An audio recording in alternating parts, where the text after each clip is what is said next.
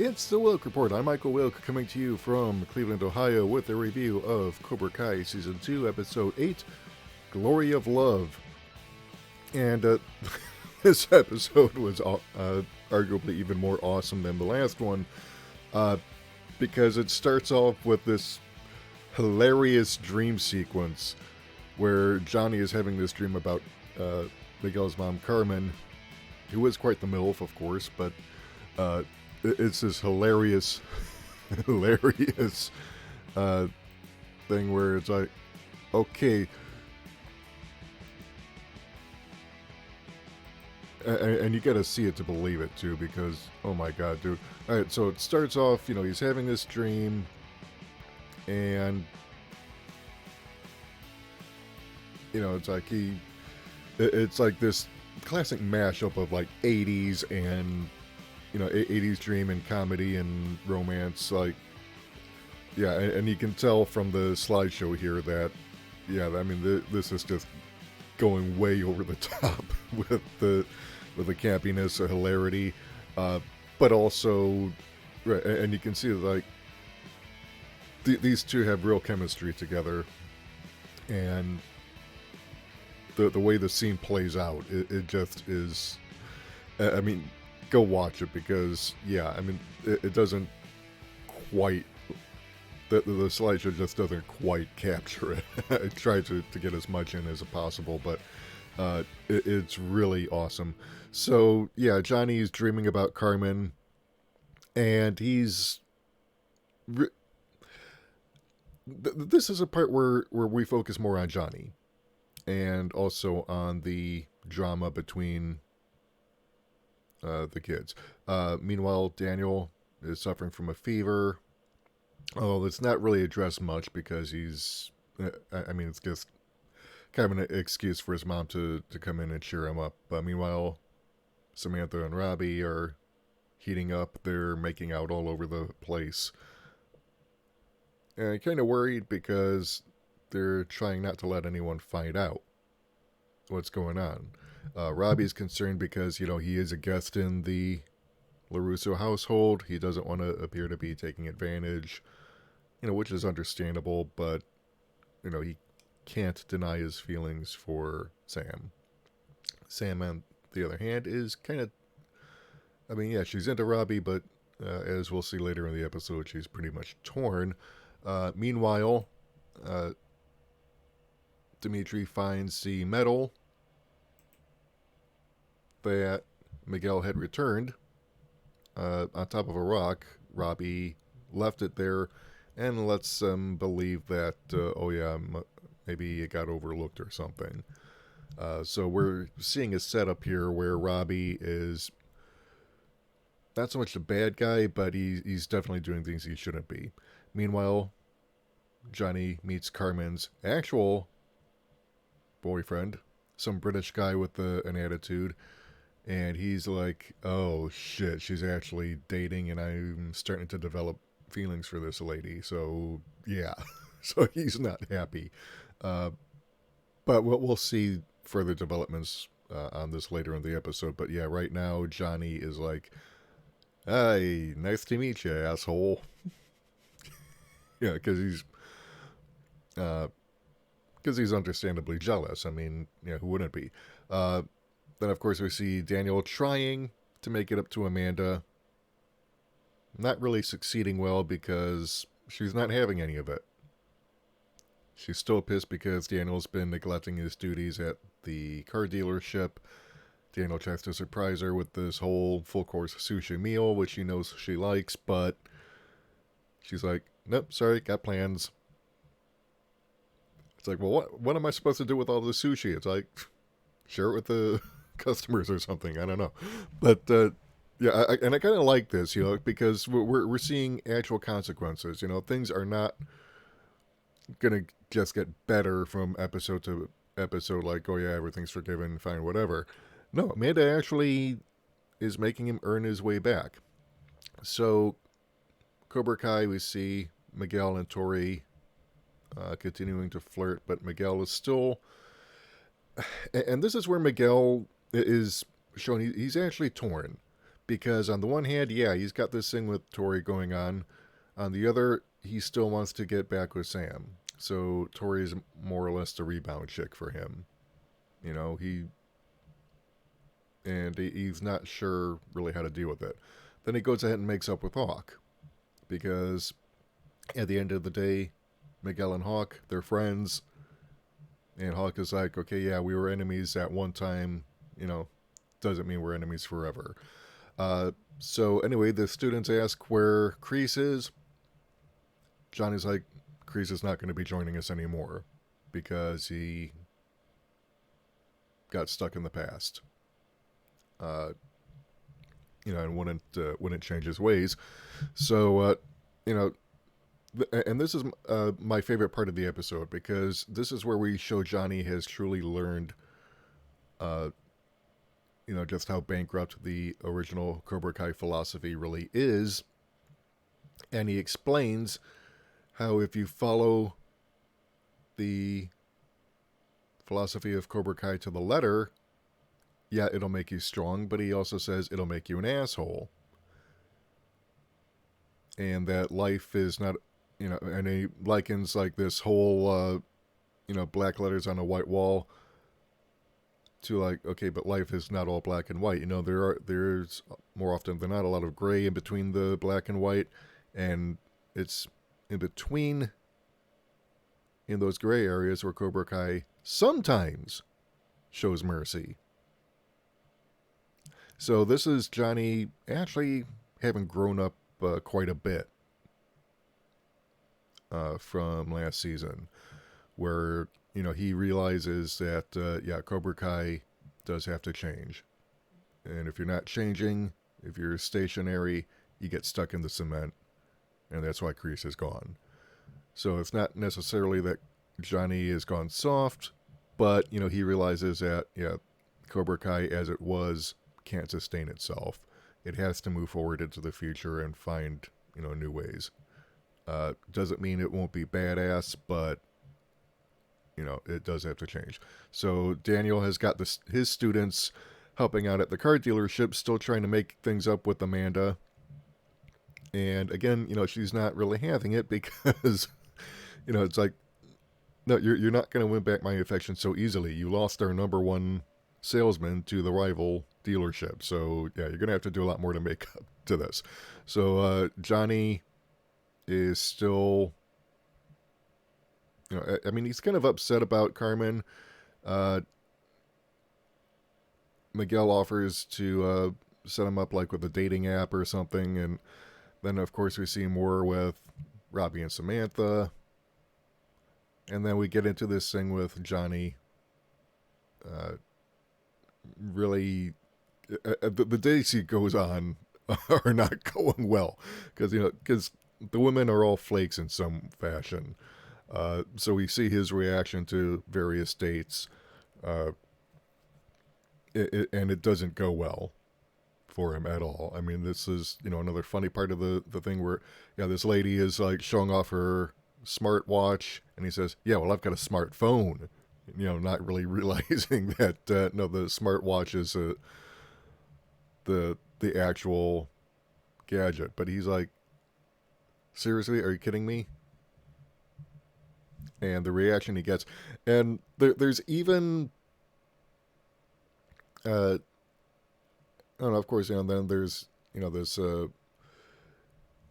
yeah, this woman is like all like Miss Woke, which I can get. It's a little bit of criticism here because I get the joke that they're trying to tell, but, you know, it's like just because someone is woke doesn't necessarily mean that he or she is an asshole. It just means that, you know, someone who's socially conscious. Oh, and we see the return of the lady who was bitching at the first season episode, and it turns out she signed up for the dating app, and then Johnny is like, hey, I remember you. Yeah, you're the one who got me fired from my last job. And it's like, yeah, I remember you. You called me a bitch. I didn't call you a bitch. I said you were bitching. Which, of course, you know, it just goes south. So, you know, then Daniel starts having nostalgia moments. He's like not sure what to do because his efforts to get back in Amanda's good graces have failed. And he's not really sure what to do. So, he's going through his old scrapbook and looking at memories and, really kind of like trying to figure out how he can get Amanda to forgive him. And of course, Mom shows up and actually points out, and this is a really touching scene because, it further develops Daniel and his mom by telling a story about the time they went to like Coney Island and about his dad and how he was dying, and so Johnny is tempted to send a message to Allie, accidentally ends up sending it when this lady bumps into him, and it turns out they're actually compatible. She's like a female version of Johnny, it's like, and so they end up having this great time. And then, of course, Miguel and Tori, and Tori actually works at the skating rink. Miguel shows up. There's like this whole costume ball going on, and then Robbie and Sam show up, and they're all in it's like 80s costume ball. So, they run into everyone. Tori shows up and decides, oh yeah, I'm going to suck face with Miguel just because I know it pisses off Samantha because I know Miguel is still hung up on her. So yeah, this is where we see a lot more of the drama between the teenagers. And of course, Johnny is like, okay, they're having this conversation. It's going great. They're getting along. He's telling about the lady with the watch, and it's like, they make a Knight Rider joke reference, and it's like, yeah, everything's getting along well. Johnny's finally in his groove. He's found someone he's compatible with, but then he overhears British guy talking about Carmen and how he plans on banging her a few times and dumping her, and Johnny actually goes back and hands him his ass. Which basically, says, look, stay away from Carmen if you're going to break her heart because, just don't mistreat her. And of course, British guy is really, he's scared off. But, this is where we see, Johnny has decided, no, actually, as much as I'm getting along with this chick, it's Carmen I really want. Meanwhile, Tori decides, oh, I'm going to trip Samantha. And then this drives the hot-headed Samantha to go ahead and get some payback and trip Tori up. But this gets her and Robbie in trouble, and that actually gets them kicked out of the skating rink.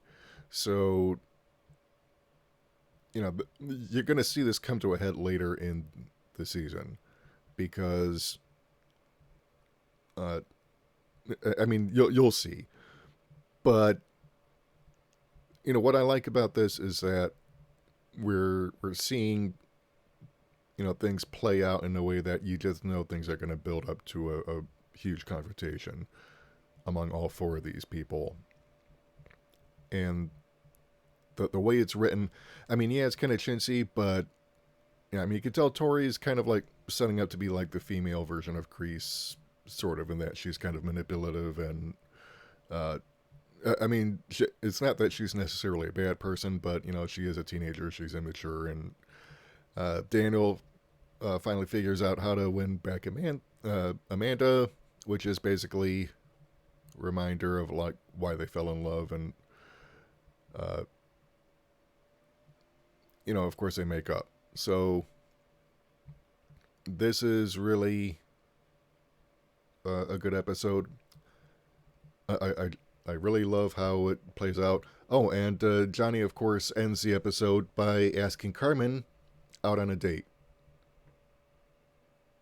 Which is like, okay, awesome.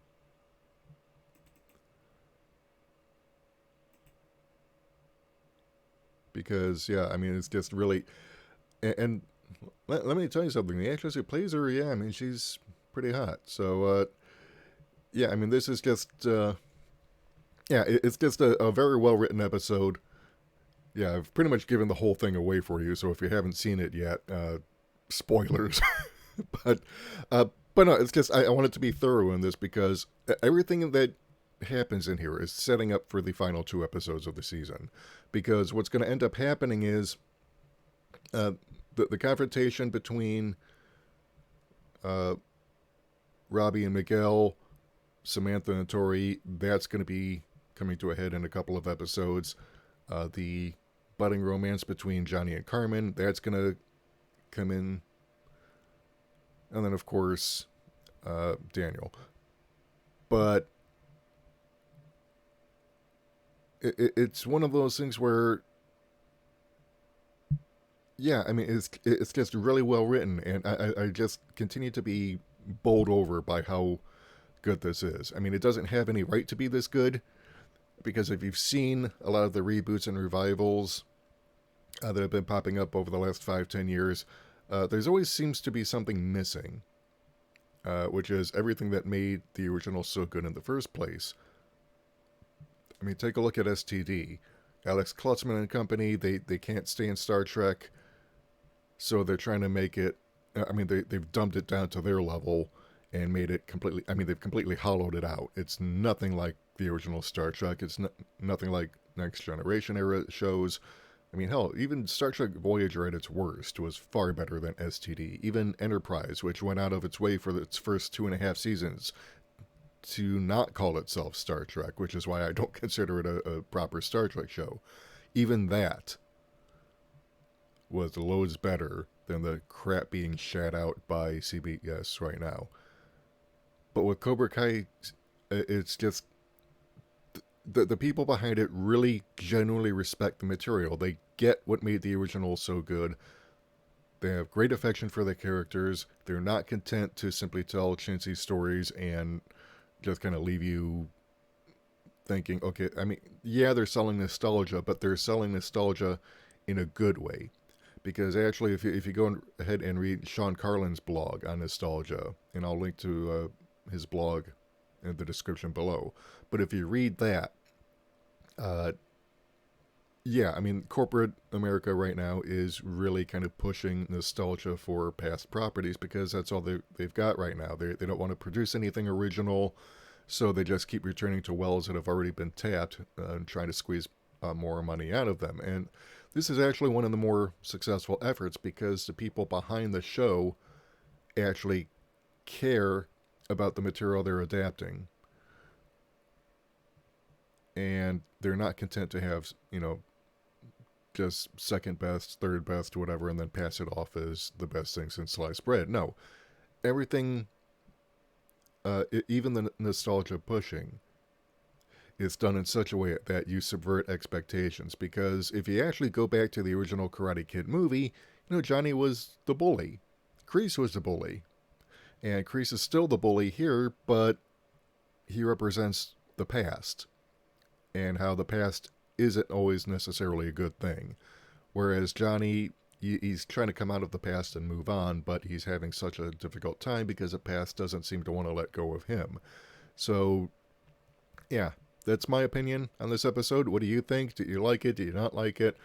Personally, I love the opening dream sequence. Like I said, it was awesome and hilarious at the same time. But yeah, let me know what you think. I want to hear from you. Let me know in the comments below. If you like what you've heard and you want to hear more, hit the subscribe button and the bell icon to receive notifications whenever we upload new content. And if you want to help support the channel, keep the lights on, head over to our Patreon or Subscribe Star page. We can't do this without you. Until next time when I review Twilight Zone Season 1, Episode 10. Oh, God, someone please help me. Till that disastrous video. This is Michael Wilk for the Wilk Report saying take care. Good night. I'm out.